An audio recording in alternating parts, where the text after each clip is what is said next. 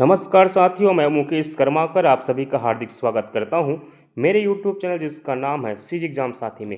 मित्रों, आज आइए हम लोग हमारे जैव भू रासायनिक चक्र के अंतर्गत पाए जाने वाले कुछ विशेष चक्रों के बारे में अध्ययन करेंगे। नाइट्रोजन चक्र, इस पर अध्ययन करेंगे।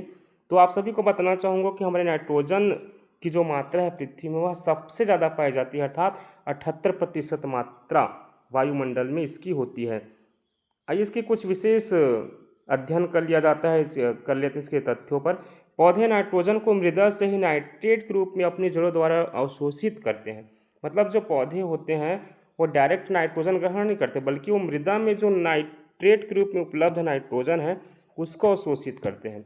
मतलब जो नाइट्रोजन होता है वो नाइट्रेट के रूप में मृदा में उपस्थित होता है, फिर उसी नाइट्रेट को जो पौधे होते हैं वह ग्रहण करते हैं या अवशोषित करते हैं। पौधे सीधे सीधे नाइट्रोजन का प्रयोग नहीं करते, बल्कि जंतु पौधों से नाइट्रोजन लेते हैं। उसके बाद जंतु के मलमूत्र या मृत्यु के बाद अपघटन क्रिया से पृथ्वी में चला जाता है।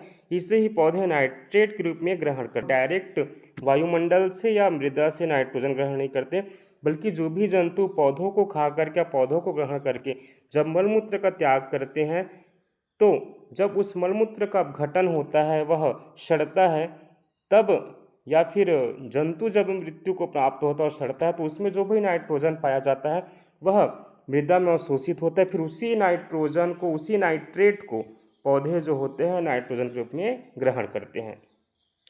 तो आइए इन सभी क्रियाओं में कुछ सूक्ष्म जीवों का भी विशेष योगदान होता है।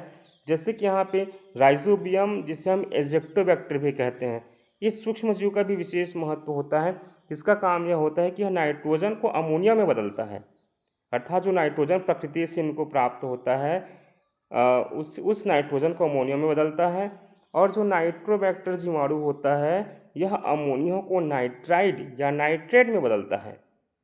अर्थात एक शब्द में, आसान शब्द में कहा जाए तो नाइट्रोजन को अमोनिया में बदलने का काम जो होता है वह राइजोबियम, जिसे हम एजेक्टोबैक्टर कहते हैं, और यह राइजोबियम जो दलहनी फसल होते हैं उनके जड़ों में पाए जाते हैं।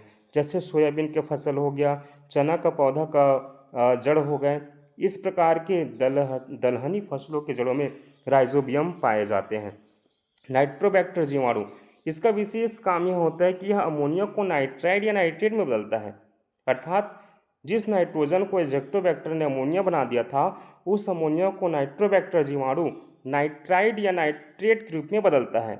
उसके बाद क्या होता है, जो विनाइट्रिक रीड जीवाणु होते हैं वह उस नाइट्राइड या नाइट्रेट को नाइट्रोजन में बदल करके पुनः वह फिर नाइट्रोजन में बदल देता है, और इस प्रकार से नाइट्रोजन का जो चक्र होता है वह चलते रहता है। आप सभी को पता है कि हमारे वायुमंडल में 71% भाग में ऑक्सीजन उपलब्ध है। जी हाँ, 71% भाग पर ऑक्सीजन पाया जाता है, जो मानव के श्वसन क्रिया के लिए अति आवश्यक होते हैं। एक शब्द में कहा जाए तो मानव अपने श्वसन क्रिया में इसे ग्रहण करता है और कार्बन डाइऑक्साइड, जिसे हम CO2 कहते हैं, बाहर निकालता है। पौधे के प्रकाश संश्लेषण के लिए यह आवश्यक है। अर्थात जो ऑक्सीजन है वह पौधों के प्रकाश संश्लेषण के लिए, और जो कार्बन डाइऑक्साइड है वह पौधों के भोजन बनाने के लिए काफ़ी महत्वपूर्ण योगदान निभाता है। तो इस प्रकार से जो पौधे होते हैं वो CO2 ग्रहण करते हैं, अर्थात कार्बन डाइऑक्साइड को ग्रहण करते हैं, और हमारे समस्त जीव जंतुओं के लिए ऑक्सीजन को छोड़ते हैं या ऑक्सीजन का त्याग करते हैं। तो इस प्रकार से ऑक्सीजन की कमी को पूरी कर ली जाती है, और मुख्य रूप से ऑक्सीजन और कार्बन डाइऑक्साइड के लिए वृक्ष और जंतु विशेष सहयोग प्रदान करते हैं एक दूसरे को। आइए तीसरी चक्र के बारे में बात कर लेते हैं। इसे कहा जाता है हाइड्रोजन चक्र। हाइड्रोजन नाम से ही स्पष्ट है कि हाइड्रोजन चक्र वह प्रक्रिया है जिसमें हाइड्रोजन पृथ्वी के चारों ओर पानी के माध्यम से चलती है। जो हाइड्रोजन होता है वह एक स्थान से दूसरे स्थान पानी के माध्यम से चलती है, अर्थात पानी में उसके अणु मिले होते हैं, और वह जहाँ जहाँ पानी के बादल या पानी गमन करते हैं वहाँ वहाँ हाइड्रोजन भी गमन करते रहता है। यदि हमें हाइड्रोजन की आवश्यकता होती है या हाइड्रोजन प्राप्त करना रहता है, तब हम पानी को पृथक्करण करके या परिवर्तन करके हम पानी से हाइड्रोजन को निकाल लेते हैं।